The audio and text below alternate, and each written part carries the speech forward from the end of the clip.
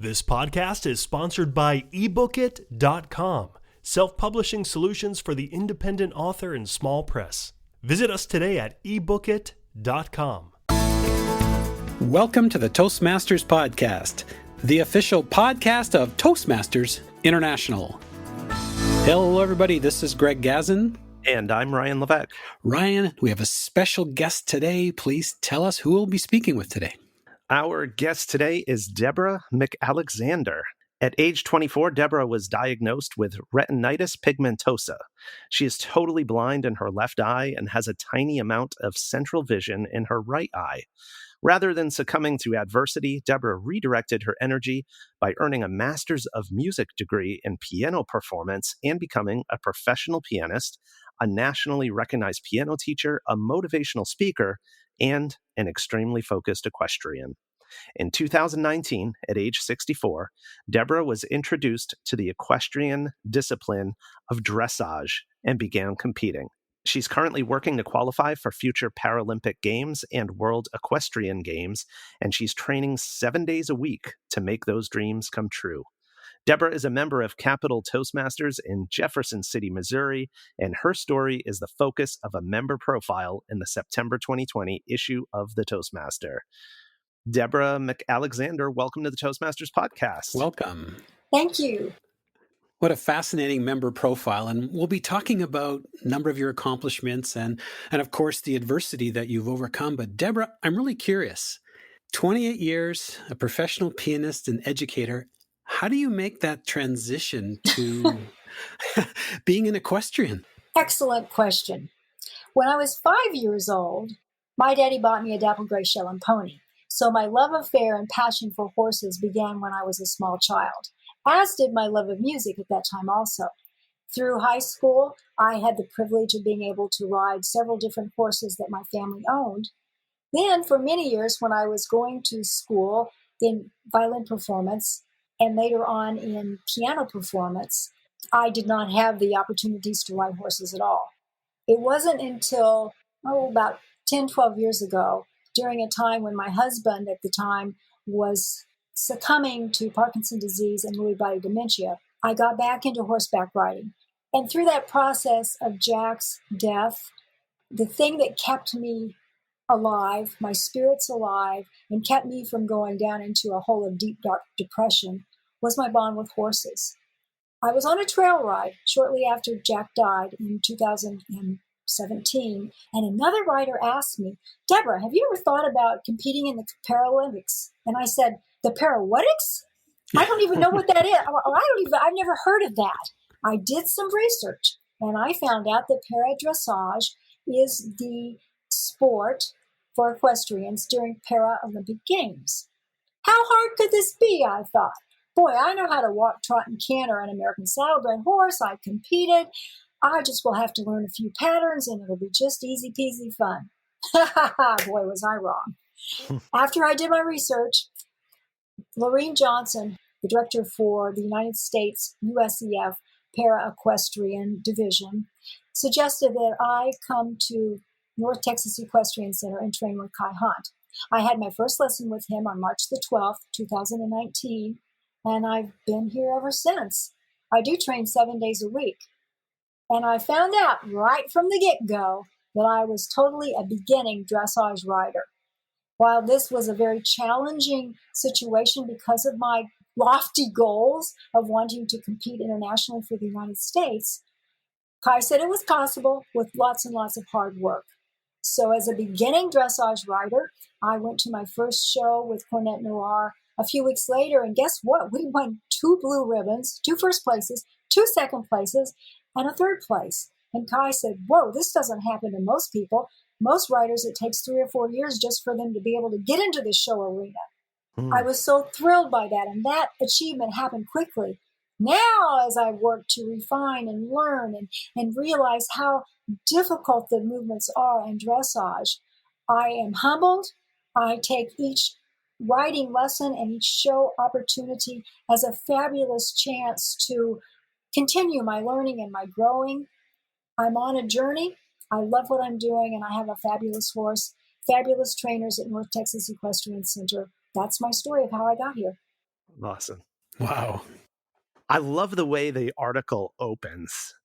It opens with this recollection of when you first met Kai, and it sounds like he had first evaluated your skills. And there's this quote here from him. He says, "The good news is you're here to train. The bad news is you don't do anything right in dressage." That was pretty much how I said it, yes. And he was right. He was right.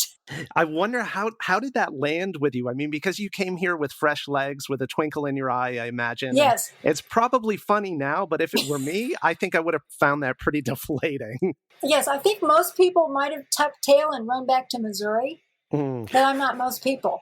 I have this incredible bond, which is hard to put into words, between the horse and me.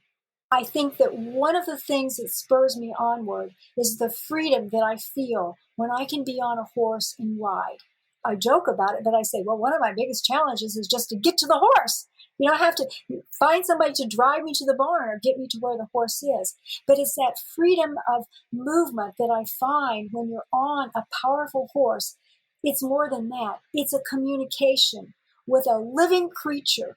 I might start crying, but when you get it right, when you communicate correctly so that the horse understands what you're wanting it to do and how he's supposed to do it. You see, it's not just that we walk, trot, and canter and diddle around with that.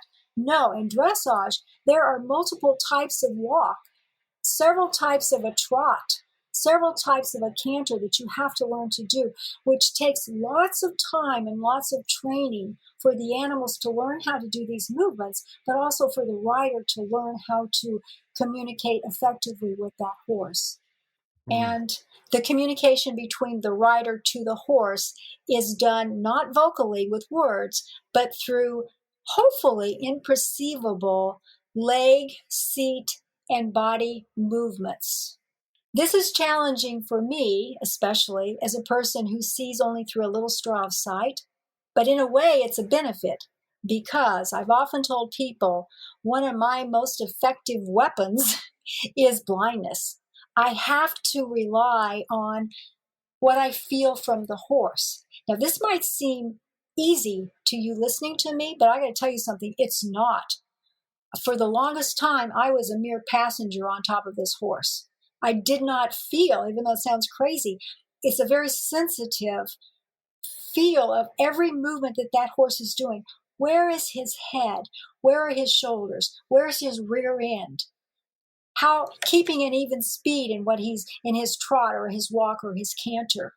I'm just now beginning to develop that feeling for the horse. And it is so totally incredible. And I will just say this, one of my instructors put on a blindfold that I had put a little bitty teeny hole in the right eye part for her to look through. The minute she put it on, before she even got on the horse, her comment was, "Mamma mia!" When she got on the horse and rode and she got off, she says, I was nauseated. And as a matter of fact, at one of the shows a few months ago, there was an international para judge who judged my tests. And when I showed him, I said, please take your left hand, cover your left eye so you cannot see. Take your right hand, make a fist with a little bitty, like straw of sight that you could look through. Put that up to your right eye and look around. His immediate response was, I would not ride. Yeah. I have a huge challenge by not seeing, not having any peripheral vision, not having any depth perception, just seeing straight ahead. But what I'm learning is no excuses. I used to sometimes blame if I'd make a rider error on the fact, well, it's because of my vision. That's not true. Vision is an asset for me. The vision that I have and the lack of vision is not an excuse. So actually, as I'm learning to feel my horse better and trust the horse and he's trusting me, it's going to become one of my most powerful tools, my most powerful aids for becoming the most effective, efficient rider I can become. And I'm going to show the world what can happen when you believe that the impossible is possible. When you dare to dream a Mount Paralympics dream. When you work hard, when you work smart, when you ride to win. When for me, I ride by faith, not by sight. And the last thing would be you just never quit. You don't always win. Sometimes you feel like you've been bucked, not literally, but you've been bucked off the horse and into this, just like everything went wrong. It was a horrible ride. Nothing was right. Oh my gosh, I'm not getting better. And you have to change your mindset. You have to adopt the mindset that you're going to conquer and not be conquered.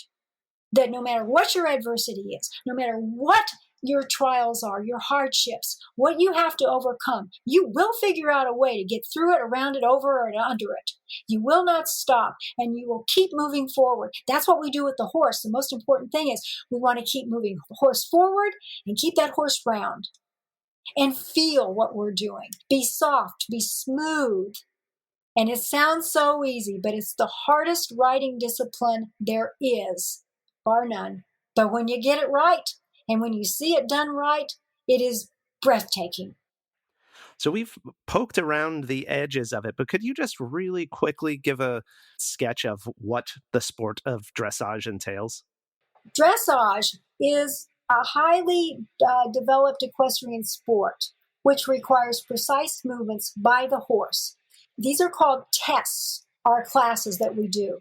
And it's not just a horse show where a bunch of horses get in a show ring and all go around one way, walk, trot, and canter, turn around and go around the other way, walk, trot, and canter. We have tests with precise movements that are done in a dressage arena, which is, for me, a 60 by 20 meter arena, which is surrounded by a little white fence, a low fence. Around this fence, there are different letters, and our movements are to be done at specific letters throughout this arena. The judge is giving us a score in points, and at the end of this test, there is a calculated percentage score, which is your grade for that test. We are not allowed to proceed to the next level or even the next test in a specific level until we, as best we can, master those skills. It's a very disciplined process of learning for the horse, but also for the rider.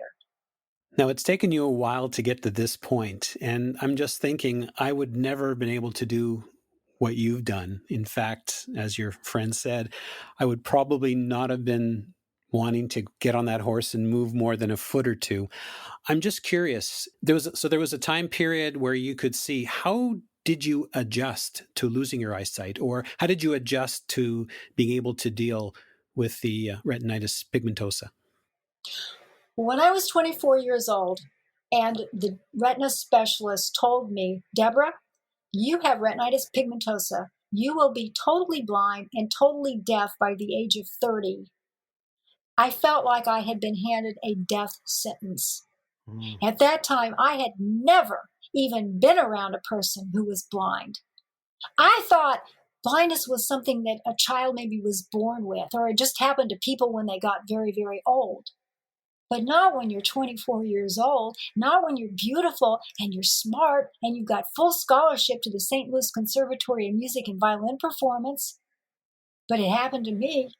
And so for several years, I sat on the pity pot and I wandered around without any direction because I was terrified. And that is the greatest adversity that we all have to face. It's the fear of the unknown, the unexpected, and the unseen. I met my husband, Jack, out of the state of California. I'd gone out there with a girlfriend who was selling cars. This is funny. She had a job selling cars at one of the largest Ford stores in Southern California. I got a job selling cars. I was taking people on demo rides. I knew that I had no sight in my left eye, but I thought, oh, I see great. I had this job. I met Jack. We got married. He took me to Jules Stein Eye Institute to meet with one of the top retina specialists in the world, who told me that he was re-diagnosing at that point my eye disease from retinitis pigmentosa to chorioretinitis, a non-contagious virus that had done its damage in my eyes, and that maybe I would see through this little straw of sight for the rest of my life. When I met with the surgeon who was going to do some eye muscle surgery on my left eye, he's doing his general questions, and he said, oh, and this patient no longer drives a car. Oh, yes, I do, I said. As a matter of fact, I have a little Fiat convertible Jack gave me. I put the top down. I'm driving all around Southern California. I have no trouble seeing. As a matter of fact, I've got a job selling cars and I take people on demo rides. And he said very sternly, Deborah, hasn't anybody told you you are legally blind? It's illegal for you to drive a car. And I'm like, really? Are you serious? Does this mean I have to give up my job selling cars? Which, yes, I did. What we did was we moved back to Jefferson City, Missouri. I became a client of Rehab Services for the Blind. And the first thing that this organization did was to send me to a school in Kansas City called Program for the Blind. For 5-6 months, I did all of my training with a blindfold on to teach me how to function as a totally blind person if that ever happened in my life. So I learned white cane mobility. I learned grade 1 Braille. I learned the code for music Braille. I cooked, I cleaned, I sewed. I went all over Kansas City on the bus system with my blindfold on and my white cane. And when I got done with that school, my whole perception of myself and my image of blindness had changed, because at that school, I saw many people there who were the stereotypes of what, unfortunately, people think about, that a blind person is helpless and is hopeless and doesn't amount to much and just sits around at home and collects a blind pension maybe. And unfortunately, yes, there are some people like that. But a lot of times it's because nobody's ever told them, you can achieve whatever you want. You're going to have to work hard. But you're going to have a plan and a path and a way to overcome the depression and the anxiety that you feel. And yes, when I was at that school, I had psychological counseling. I screamed and yelled and got totally upset several times because it was like I couldn't believe I was at this school, that I belonged in a blind school. But when I left it, it was this. I thought, you know what? I'm going to quit feeling sorry for myself. I'm going to go back to school. I'm going to get a bachelor's and then a master's degree in piano performance, because I can make a living doing this, teaching piano, performing as a pianist. That's what I did. And I'm thankful to Missouri Rehab Services for the Blind for paying for my education to go back and earn that bachelor and master in music degree. And until just a few years ago, I also did continue to do psychological counseling to help me deal with blindness and just dealing with the everyday situations so that I could be a triumphant person in my life, a victor instead of the victim. It's worked, because here I am. That sounds great. Whereas some people would see what you developed with your eyesight as a crisis, you looked at it as an absolute opportunity. You obviously had to overcome some of your own misconceptions about blindness. What are some of the things that you might say to someone who feels that they feel like they're in a position where there's really no hope? We each have obstacles and hurdles in our lives, and we have to decide how we're going to deal with these things. Every human being will be confronted with adversity, obstacles, and failures. It's not about what happens, it's about how we choose to handle them. Each of us, when something tragic or unexpected happens, has the choice to either succumb to the hardship and live life in a sinkhole of pain, despair, failure, or to make the choice to figure out what has to be done to learn the skills, develop the confidence, and find the courage to get up, get back on that horse that's bucked you off, and keep on riding. There are no easy answers.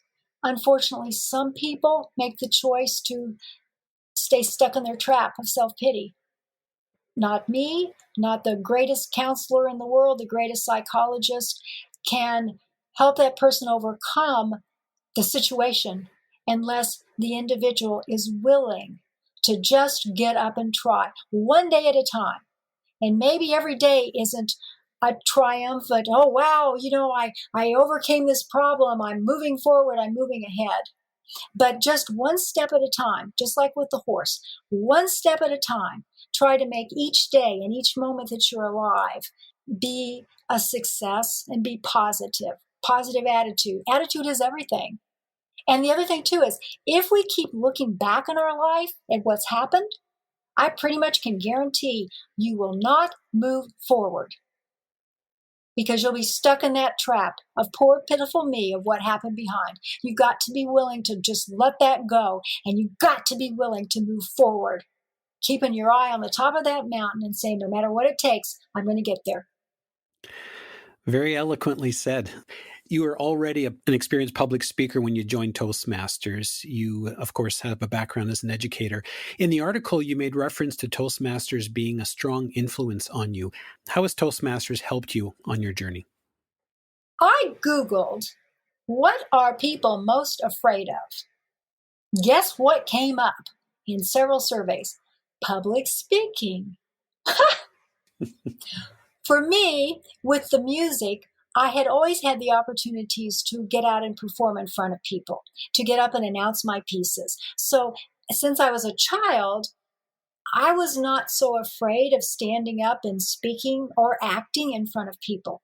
However, most people find it terrifying to stand up and do public speaking. So how Toastmasters has helped me, it's reinforced my speaking skills. But I think the thing that I love the best is the table topics. And usually I win those. Not always, but often I do. I love that because it gives us the opportunity to, on the spot, have to think about and put into a logical order an answer to a question. And the question might not be some great rocket science question. It could just be, describe 3 things you would take to a desert island if you know you were going to be stuck there for the rest of your life. It could be a simple question, but it makes us think and makes us prioritize. And so that's helped me even with the horseback riding, because sometimes, even with the greatest horse you're riding, something may go a little kafooey, and you have to instantly on the spot recover and keep moving forward. As you were speaking, I was looking at the article, and you had mentioned how Cornet Noir, I love that name, Cornet Noir stands for Black Ice Cream Cone, is also your Toastmaster colleague, and I'm just wondering, do you guys do table topics together? We have quite conversations, and a lot of times it's just by touch, although he does know some German. I mean, he knows a lot of German.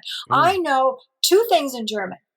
Nein, which means no. So every once in a while when I'm grooming him, especially his right front foot, if I go to, as I'm working with him, sometimes he'll get a little impatient and he'll want to stomp it a little bit. And I just say, nein, and he'll stop immediately. The other thing I say to him is, bravo Junge, which means good boy. And he knows what that means. He does. Yeah. Wow. Deborah, I know a lot of people have pretty deep bonds with their animal friends. And I have the sense, well, not I have the sense. Horse sense, yeah. Yeah, you do. For you, Cornet Noir is not only an animal friend, but a partner in your sport. And I think even beyond that, a major figure in your life. I think that we can learn a lot from animals, and I have the suspicion that you've maybe learned a thing or two from Cornet Noir. What have you learned? To be more aware, that's a good word, of my feelings in relationships with other people, to learn how important it is to communicate effectively. And sometimes that means not through a bunch of mumble-jumble words. Less is more. That's always the way it is with the horse. Oftentimes in life, and I guess maybe I've rambled on a little bit here and there, but I get excited. I love speaking. I do. The other thing that I've learned from him is the extreme importance of being organized in everything that I do as I'm riding him. That means I have to be organized in my rein contact with him. I have to keep my position, my body position, correct form and perfect balance. I have to give these almost imperceivable body leg movement commands to him, aids, that's what they're called, so that he knows what I'm asking him to do. But it also, all of these things apply and bleed over into life with other human beings. Just being aware of, how can I inspire and motivate someone else to be more than they think that they can be? How can I take, and this is a quote that I use, how can I take this little bitty straw of light that I have and use my life and what I'm trying to do to help other people open their eyes to what is possible in their life, to reach for their dreams, to achieve their goals. Because that's what happens when we lose a quest for a dream or a goal in life. I believe part of our spirit starts to die, and we just kind of go into a nothingness. I believe this precious gift of life that we've been given should be respected, and that each of us should try our best to live it to the fullest. Noir is my soulmate. He is my partner for life. And while I may have another horse at some point in my life, I will always have Cornet Noir, because this horse has dramatically changed my life. He's given me now a new sense of direction, a new set of goals, a new rejoicing about life. And it's because of this journey that I'm on with him towards something that seems impossible. But nothing is impossible, I believe, when I ride by faith and not by sight. Wow. I can't actually wait to meet both of you.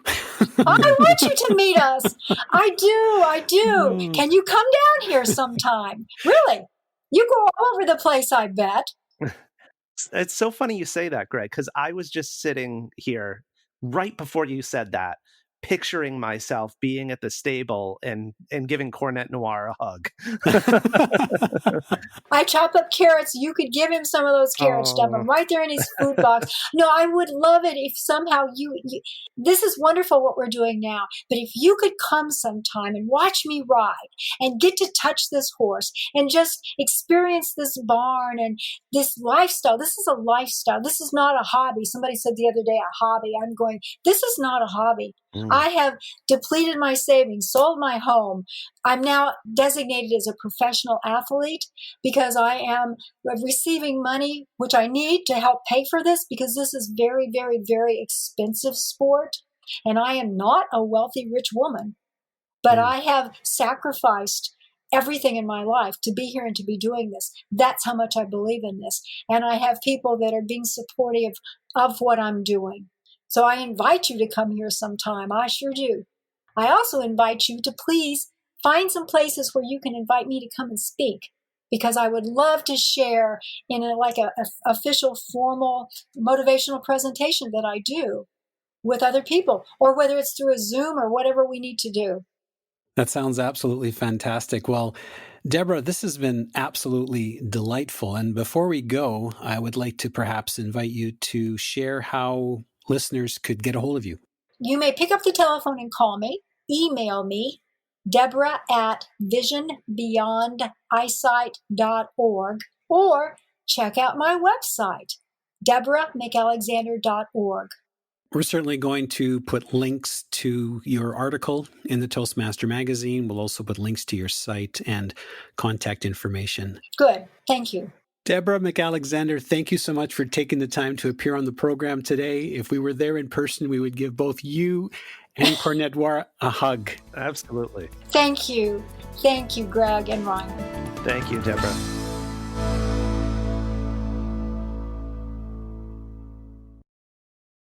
Isn't it about time you published that book you've been thinking about? We can help with that. At ebookit.com, we've been providing authors and small presses with ebook publishing services since 2010. Visit us today at ebookit.com and let us know how we can help you.